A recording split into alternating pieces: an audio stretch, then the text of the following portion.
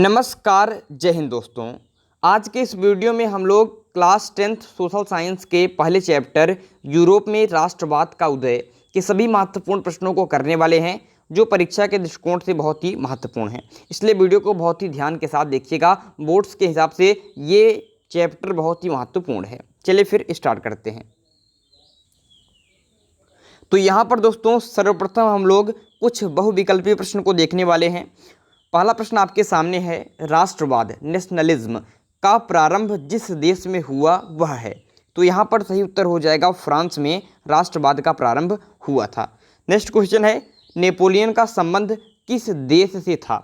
तो यहाँ पर भी सही उत्तर हो जाएगा फ्रांस से। अगले क्वेश्चन की तरफ बढ़ेंगे, वियना की संधि 1815 ईस्वी के बाद लोम्बार्डी एवं वेनेसिया पर किसका अधिकार हो गया। तो भाई इन क्षेत्रों पर ऑस्ट्रिया का अधिकार हो गया था। ऑस्ट्रिया की राजधानी क्या होती है, वियना। नेक्स्ट क्वेश्चन है, निम्नलिखित में से किस युद्ध में जर्मनी के एकीकरण का स्वप्न पूर्ण हो गया। तो भाई जर्मनी के एकीकरण का स्वप्न पूर्ण हो गया फ्रांस प्रसा युद्ध के फलस्वरूप। ठीक है, आगे बढ़ेंगे नेक्स्ट क्वेश्चन की तरफ कि जर्मनी के एकीकरण में मुख्य भूमिका किसकी थी। मोस्ट इंपॉर्टेंट क्वेश्चन है, ध्यान रखिएगा कि ऑटो वॉन बिस्मार्क सही उत्तर हो जाएगा। नेक्स्ट क्वेश्चन है, प्रसा के राजा विलियम प्रथम को जर्मनी का सम्राट कब घोषित किया गया। तो यहाँ पर सही उत्तर हो जाएगा जनवरी 1871 में विलियम प्रथम को जर्मनी का सम्राट घोषित किया गया, जब जर्मनी का एकीकरण हो गया तब। अगले क्वेश्चन की तरफ बढ़ेंगे कि बिस्मार्क ने किस नीति द्वारा जर्मनी के एकीकरण में सफलता पाई। बिस्मार्क ने किस नीति द्वारा जर्मनी के एकीकरण में सफलता पाई। तो भाई बिस्मार्क को अपनी सैन्य सेना पर बहुत ही गुमान था, विश्वास था, इसलिए उसने लहू बहाकर युद्ध करके आपके जर्मनी का एकीकरण में सफलता पाई थी। तो यहाँ पर सही उत्तर है लौह एवं रक्त नीति। अगले क्वेश्चन की तरफ बढ़ेंगे, काफ़ी इंपॉर्टेंट क्वेश्चन है, कई बार रिपीटेड रहा है कि निम्नलिखित में से किसने इटली के एकीकरण को संभव बनाया। अथवा क्वेश्चन आ सकता है कि इटली का एकीकरण किसके नेतृत्व में हुआ। तो यहाँ पर दोस्तों सही उत्तर हो जाएगा ये सभी। तो भाई मैज़िनी, जिसे ज्यूसेप मैज़िनी भी कहते हैं, गैरीबाल्डी और कैमिलो काउंटी डी काउर की बात करते हैं, ये तीनों लोग इटली के एकीकरण में महत्वपूर्ण भूमिका उन्होंने निभाई थी। अगले क्वेश्चन की तरफ बढ़ेंगे, इटली के प्रदेश नेपल्स तथा सिसिली पर किस वंश का कब्जा था। तो भाई इन चीज़ों पर आपके बुर्बो वंश का कब्जा था, ध्यान रखिएगा। ये क्वेश्चन काफ़ी इंपॉर्टेंट है। क्रीमिया का युद्ध आप लोग जानते होंगे कि काला सागर के आसपास लड़ा गया था। एक तरफ जहां फ्रांस थे, ब्रिटेन थी, सार्डिनिया था, और वहीं दूसरी तरफ आपके रूस था।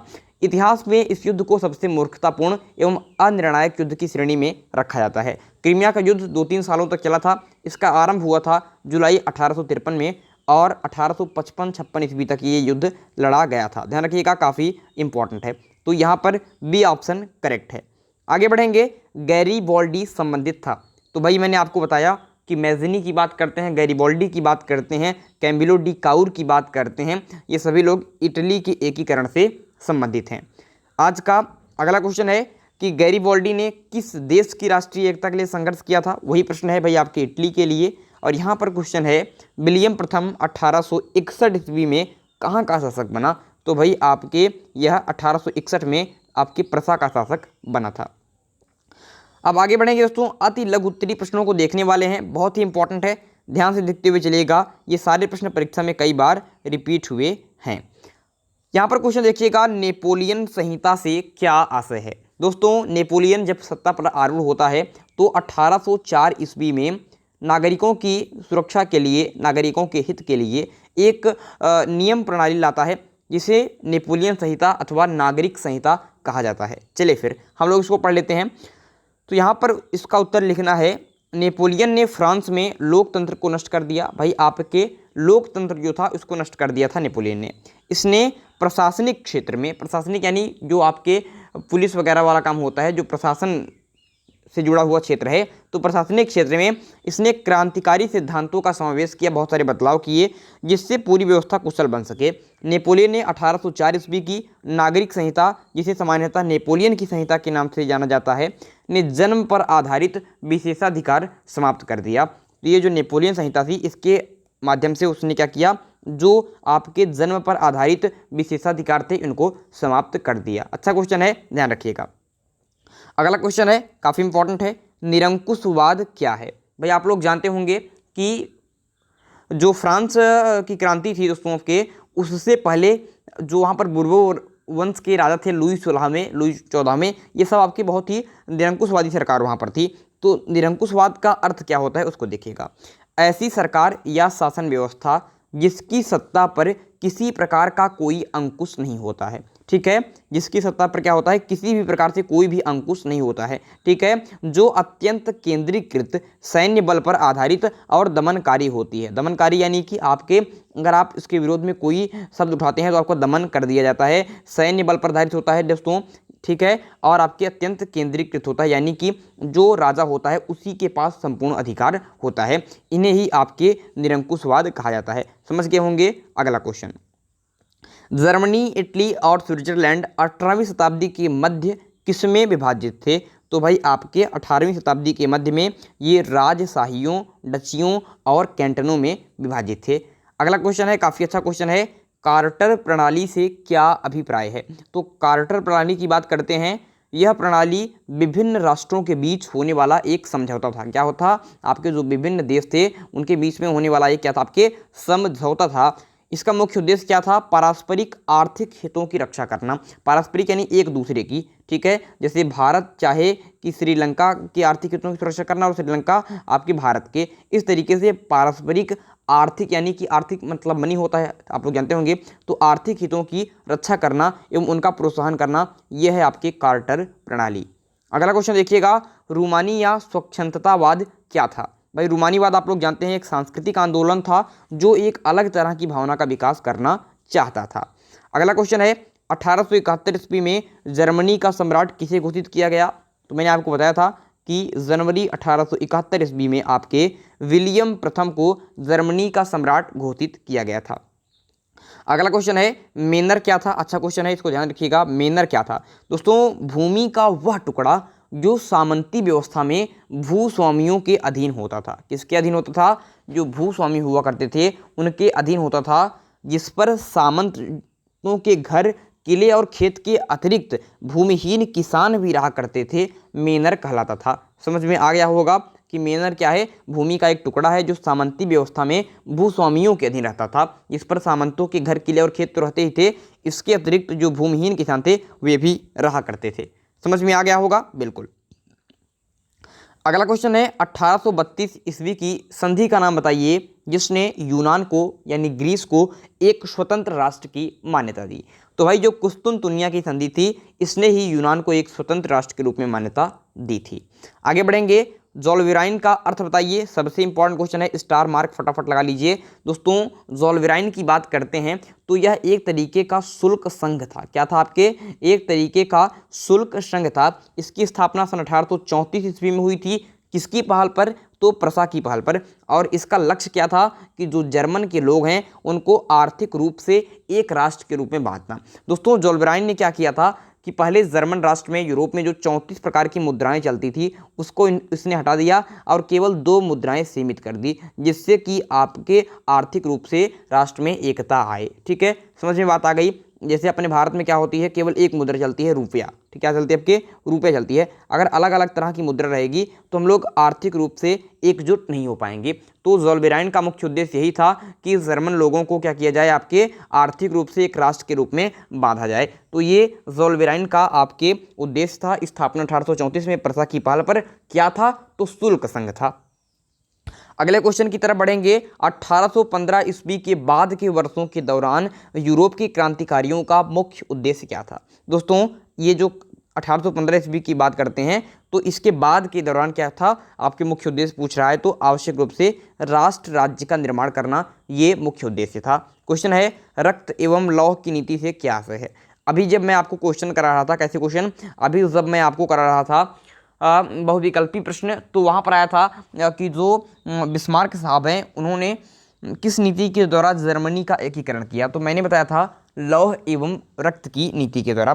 तो अब वही क्वेश्चन आ रहा है कि इससे आप क्या समझते हैं? तो भाई देखिएगा, जर्मनी के एकीकरण के समय प्रधानमंत्री बिस्मार्क ने यह नीति अपनाई। किसके दौरान भाई? आपके जर्मनी के एकीकरण के दौरान। बिस्मार्क को अपनी सैन्य शक्ति पर अटूट विश्वास था, जो उसकी सैन्य शक्ति थी उस पर उसको अटूट विश्वास था। अतः उसने क्या किया? अतः उसने रक्त बहाने में विश्वास करके युद्धों की ओर बढ़ा, यानी कि रक्त बहाकर युद्ध करके हम जर्मनी को एकीकरण करेंगे, इस नीति के द्वारा उसने एकीकरण किया था और इसीलिए इसे लौह एवं रक्त की नीति कहा जाता है। समझ में आ गया होगा, मुझे लगता है कोई डाउट आपको नहीं होना चाहिए। अगला क्वेश्चन है, जर्मनी के एकीकरण का जनक किसे माना जाता है? तो जर्मनी के एकीकरण में ऑटो वान बिस्मार्क का महत्वपूर्ण योगदान था। और यहाँ पर क्वेश्चन है कि जर्मन राष्ट्र का प्रथम सम्राट कौन घोषित किया गया?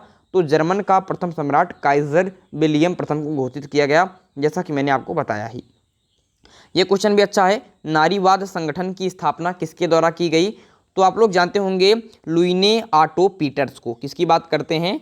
लुइने ऑटो पीटर्स एक राजनीतिक कार्यकर्ता थी, ठीक है, एक राजनीतिक कार्यकर्ता थी लुइने ऑटो पीटर्स, जिसने महिलाओं की पत्रिका और तत्पश्चात एक नारीवाद राजनीतिक संगठन की स्थापना की। इसने सबसे पहले महिलाओं की पत्रिका की स्थापना की थी, बाद में इसने क्या किया? नारीवाद राजनीतिक संगठन की स्थापना की। वही क्वेश्चन आप पूछ रहा है कि नारीवाद संगठन की स्थापना किसने की?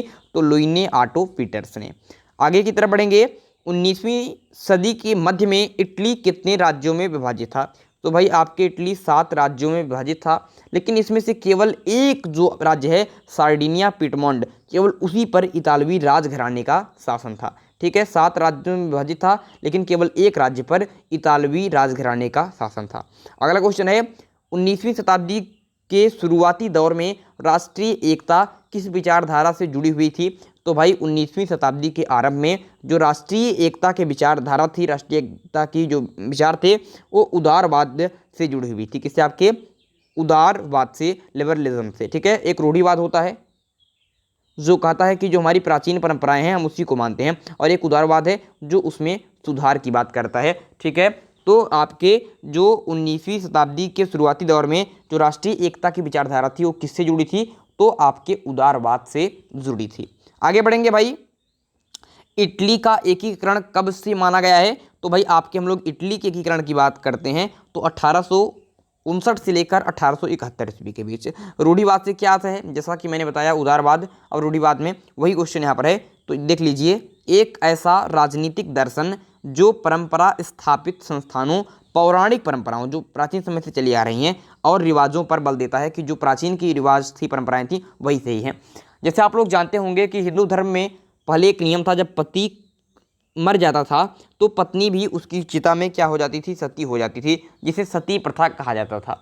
तो रूढ़िवाद जो लोग होते हैं वो कहते हैं कि नहीं, सती प्रथा सही था, हम अपनी पौराणिक परंपराओं और रिवाजों को ही मानते हैं, तो वो रूढ़िवाद लोग हैं। लेकिन बाद में 1829 में अंग्रेजों ने सती प्रथा पर विलियम बेंटिंक के समय में प्रतिबंध लगा दिया। तो ये उदारवाद लोग हैं जो देखते हैं, समझते हैं और फिर कहते हैं नहीं भाई, ये जो पौराणिक परंपराएं हैं, रीति रिवाज हैं, ये गलत हैं, तो उसमें वो सुधार करते हैं। ऐसे लोग हैं उदारवाद, जो चीज़ें गलत हैं उसमें सुधार करते हैं। और रूढ़िवाद लोग वे हैं जो भी प्राचीन समय से चीज़ें चली आ रही हैं उसी पर बल देते हैं, उसी को मानते हैं। मुझे लगता है आपको रूढ़िवाद और उदारवाद में अंतर अच्छी तरीके से समझ में आ गया होगा। दोस्तों, अगर वीडियो अच्छा लग रहा हो तो लाइक कीजिए, चैनल को सब्सक्राइब कीजिए और अपने विचार कमेंट बॉक्स में अवश्य ही दीजिए कि आप किस तरह के वीडियो चाहते हैं।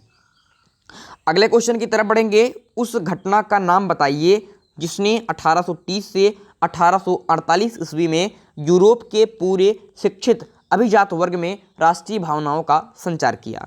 तो यूनान के स्वतंत्रता संग्राम ने 1830 से 1848 ईस्वी में यूरोप के सभी शिक्षित अभिजात वर्ग में राष्ट्रीय भावनाओं का संचार किया। जब आपके यूनान का जो स्वतंत्रता संग्राम था उसकी बात हो रही है। ये क्वेश्चन काफ़ी इंपॉर्टेंट है, कई बार रिपीट हो चुका है। क्वेश्चन क्या है भाई?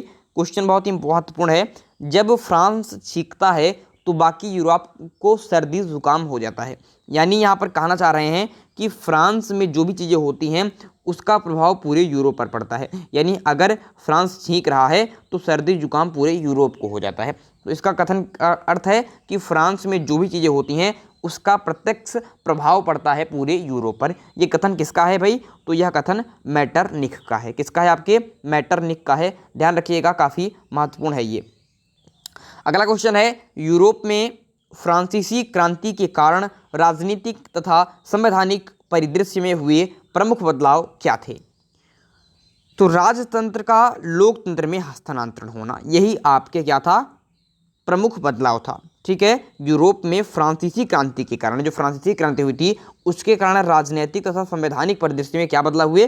तो जो राजतंत्र चलता था, निरंकुश राजतंत्र जो था वो लोकप्रिय लोकतंत्र में बदल गया। यही था आपके प्रमुख बदलाव। अगला क्वेश्चन था, यूरोपियन राष्ट्रवाद से आप क्या समझते हैं? तो राष्ट्रवाद का देखिएगा नेशनलिज्म। तो राष्ट्रवाद लोगों के किसी समूह की उस आस्था का नाम है, आस्था यानी आस्था विश्वास जो होता है आपको, तो लोगों के किसी समूह की उस आस्था का नाम है जिसके अंतर्गत वे स्वयं को साझा इतिहास, परंपरा, भाषा, जातीयता और संस्कृति के आधार पर एकजुट मानते हैं। राष्ट्रवाद क्या है? साझा इतिहास, यानी जैसे आप, हमारे अंदर एक राष्ट्रवाद की भावना है, आपके राष्ट्रवाद क्या है? भारतीयता है, भारतीयता है। तो हम आपके जितने भी भारतीय लोग हैं सभी को, आपके सभी का एक साझा इतिहास है, सभी वही एक इतिहास पढ़ते हैं, सभी की अपनी परंपराएं हैं, सभी की एक भाषा है, जातीयता है और संस्कृति है। इसके आधार पर हम लोग एकजुट अपने आप को मानते हैं कि हम केरल जो है, कर्नाटक है, इसके अलावा जो कोलकाता है, असम है, ठीक है, अरुणाचल प्रदेश है, नागालैंड है, ये सब हम लोग एक हैं क्योंकि हमारी क्या है? साझा इतिहास है, परंपरा है, भाषा है, जातीयता और संस्कृति के आधार पर हम लोग एकजुट मानते हैं और यही विचारधारा आपकी राष्ट्रवाद की भावना कहलाती है। यूरोपीय देशों के संदर्भ में इसे यूरोपियन राष्ट्रवाद कहा जाता है। भाई राष्ट्रवाद समझ गए, और अगर यूरोपीय देशों के संदर्भ में इसकी बात करते हैं तो यूरोपियन राष्ट्रवाद हो गया। तो इस तरीके से ये क्वेश्चन आपका हो जाएगा। लास्ट क्वेश्चन देखेंगे, बिस्मार्क कौन था? उसकी सबसे बड़ी उपलब्धि क्या थी? दोस्तों आप लोग जानते हैं ऑटो बिस्मार्क की बात करते हैं तो आधुनिक जर्मनी का निर्माता था, जो बाद में जर्मनी का चांसलर बना। जर्मनी का एकीकरण करना उसकी सबसे बड़ी उपलब्धि थी। तो ये हो गए अति लघु उत्तरीय प्रश्न, 22 प्रश्न। तो इसके माध्यम से मैंने आपको लगभग चीज़ें समझा दी है। लघु उत्तरीय प्रश्न जो भी आएंगे, यही सारे प्रश्न आपके लघु उत्तरीय में आएंगे, थोड़ा सा आप और विस्तार करके लिख देना है वहाँ पर। इसके अलावा दीर्घ उत्तरीय प्रश्न जो है दोस्तों, वो एक वीडियो में बताना आपके लिए कठिन हो जाता है, इसलिए हमने छोड़ दिया है। अगर आप चाहते हैं कि मैं लघु उत्तरीय और दीर्घ उत्तरीय प्रश्नों पर भी विस्तृत व्याख्या करूं तो कमेंट बॉक्स में अवश्य ही कमेंट कीजिएगा। चलिए दोस्तों, अगर आपको वीडियो अच्छा लगा हो तो लाइक कीजिए, चैनल को सब्सक्राइब कीजिए और बने रहिए। बहुत बहुत धन्यवाद। Bye bye.